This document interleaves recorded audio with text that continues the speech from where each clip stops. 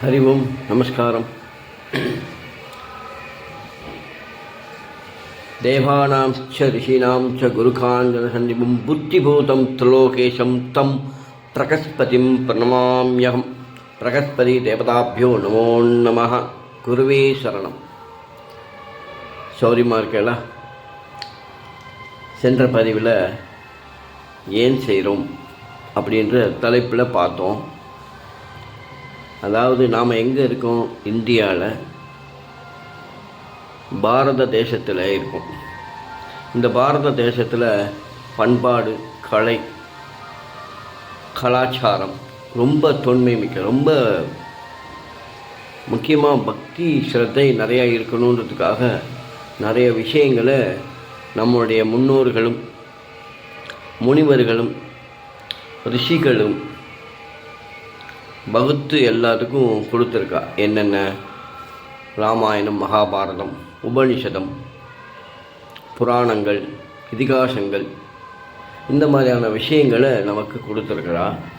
அந்த விஷயத்திலிருந்து அதை படித்தா மட்டும் பத்தாது.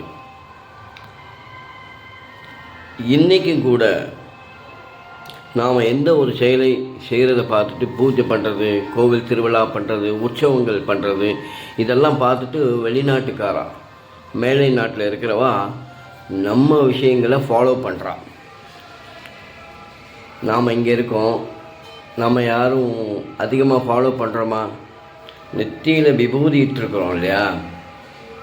விபூதி எதுக்கு இட்டுருக்கோன்றது கூட நிறைய பேருக்கு தெரியலை. விபூதி இட்டுக்கிறதுக்கு யோசிக்கிறான், சின்னதாக வைக்கிறான். அவளை குறை சொல்ல விரும்பலை. எதுக்காக வைக்கிறோம் அப்படின்றத தெரிஞ்சுட்டா அவளுக்கு இன்னும் உத்வேகம் ஜாஸ்தியாகும்.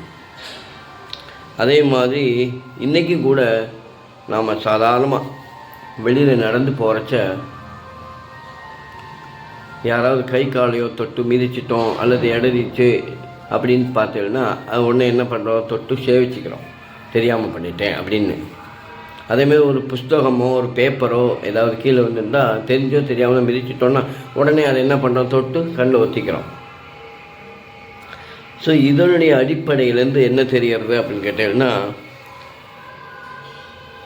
நாம் எந்த ஒரு விஷயம் செய்தாலும் அதற்கு பின் அர்த்தம் உண்டு, அதில் உள்ளர்த்தமும் உண்டு அப்படின்னு பெரியவா பண்ணியிருக்கா. இப்போ இதை பற்றி சொல்லியிருக்கிறோம் எனக்கு தெரிஞ்சவரை. அதே மாதிரி அடுத்தடுத்த பதிவுகளில் சம்ஸ்காரம் என்ன, சடங்குகள், நம்ம ஆற்றுல ஏதாவது ஒரு குழந்தை பிறந்தாலோ அல்லது கல்யாணமோ திருமணமோ ருது புண்ணியாகஜவனமோ ருது புண்ணியாகஜனம் பண்ணுறோம், அல்லது ஒரு ஏதாவது ஆற்றுல ஏதாவது ஒரு விசேஷம் பண்ணிட்டுருக்கோம் அப்படின்னா இந்த சடங்கு சம்பிரதாயங்கள்லாம் எதுக்காக பண்ணுறோம்? அடுத்த பதிவில் பார்க்கலாமா? நமஸ்காரம். ஹரி ஓம்.